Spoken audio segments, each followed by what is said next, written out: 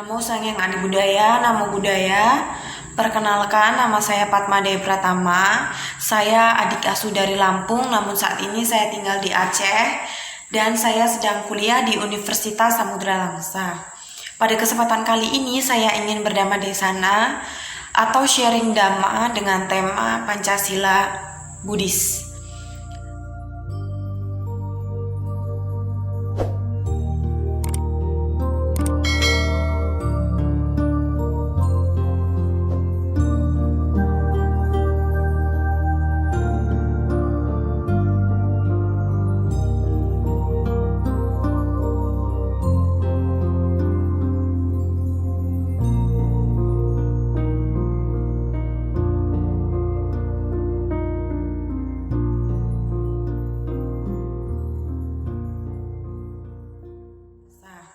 Pada kesempatan kali ini saya ingin berdhamma desana atau sharing dhamma dengan tema Pancasila Buddhis.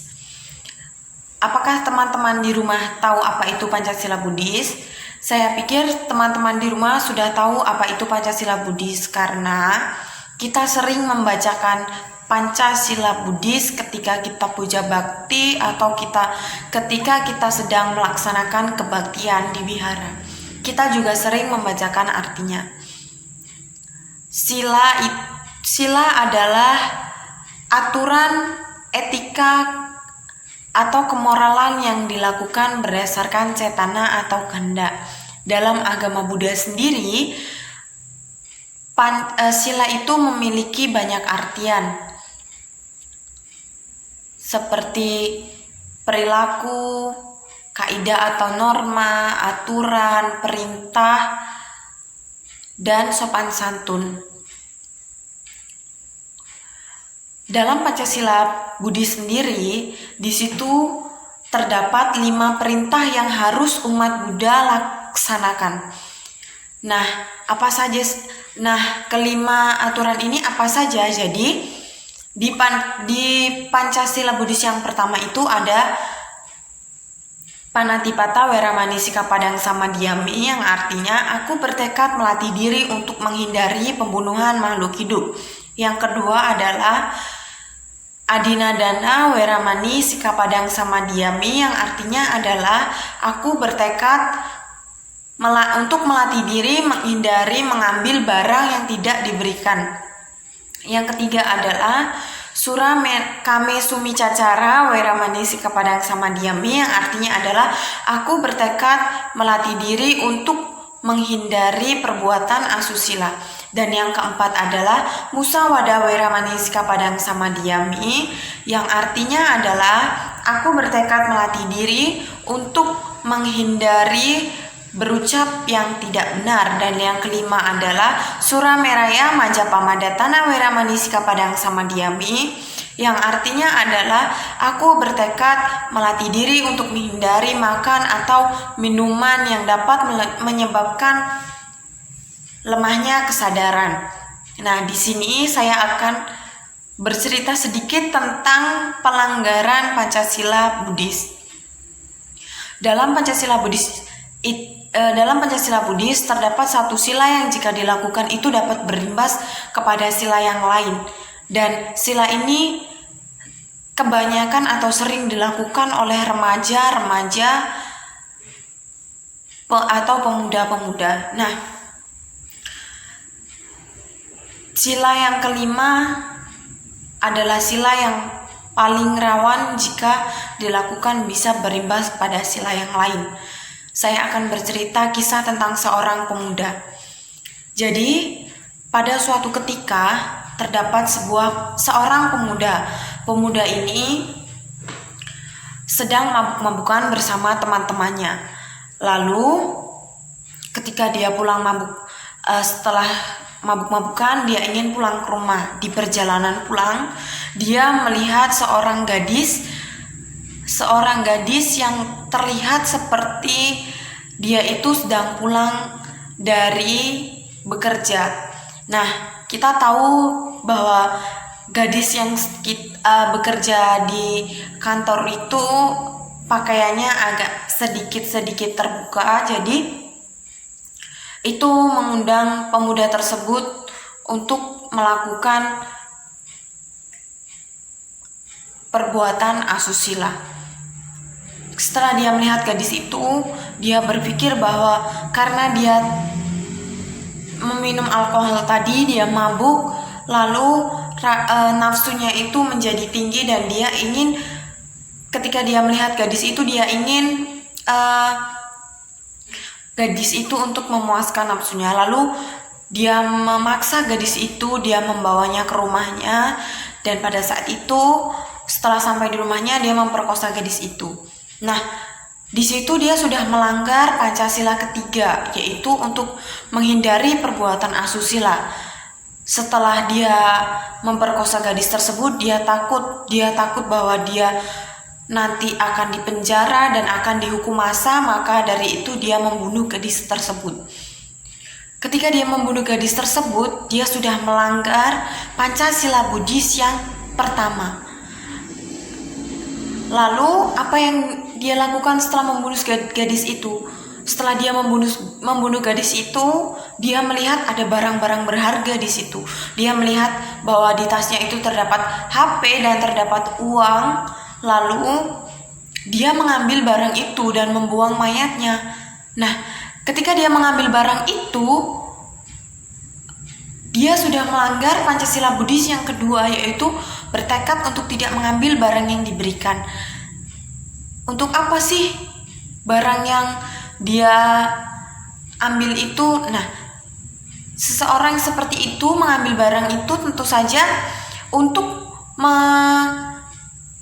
memenuhi nafsunya, untuk agar dia selalu senang, seperti dia mungkin menggunakan uang itu untuk membeli minuman lagi, seperti itu. Lalu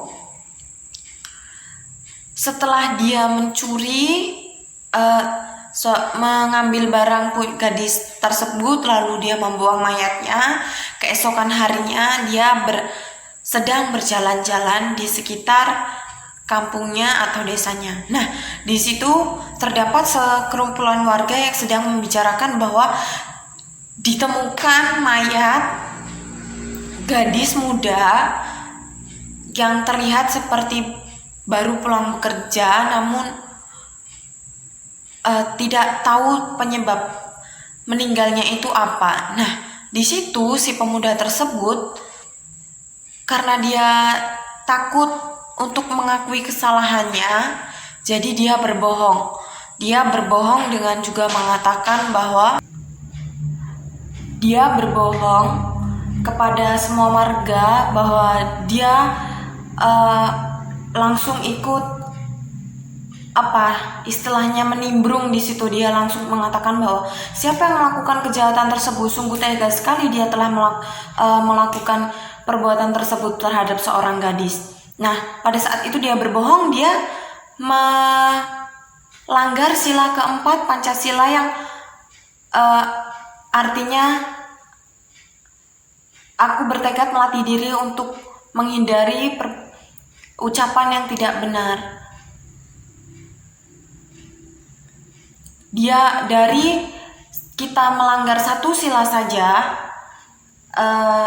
Pancasila Buddhis yang kelima itu dapat berimbas ke yang lain. Nah, tapi saya yakin di sini semua teman-teman Buddhis tidak seperti itu, karena kebanyakan yang melanggar sila kelima ini remaja-remaja atau pemuda-pemuda yang sering keluar malam ataupun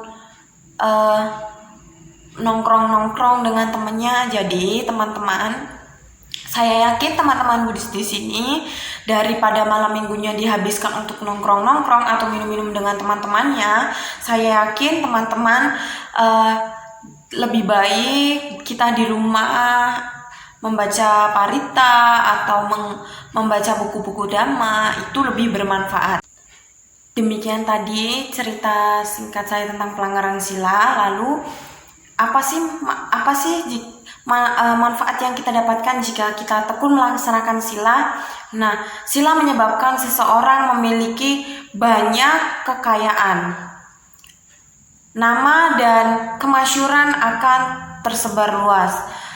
Dia yang menghadiri setiap pertemuan tanpa ketakutan atau keraguan-raguan karena menyadari bahwa tidak akan dicela atau didakwa orang banyak. Sewaktu akan meninggal, hatinya akan tentram dan akan terlahir di alam surga. Demikian juga telah dijelaskan dalam Parinibbana Sutta, orang bijaksana yang mendambakan 3 kebahagiaan, kemasyhuran, kekayaan, kebahagiaan, kehidupan surga, hendaknya memelihara sila. Nah, demikian tadi Dhammadesana singkat yang bisa saya sampaikan. Semoga bermanfaat untuk kita semua. Sebagai generasi muda Buddhis, kita hendaknya selalu mempraktikkan Dhamma dengan baik. Saya akhiri. Namo Sang Hyang Adi Budaya. Namo Buddhaya.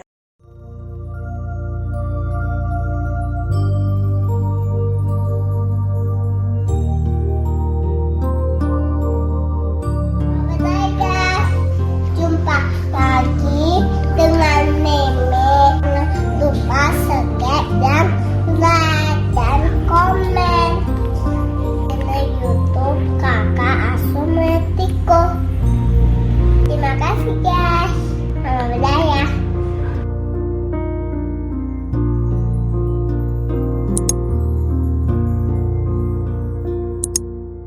Buddhang saranang gacchami.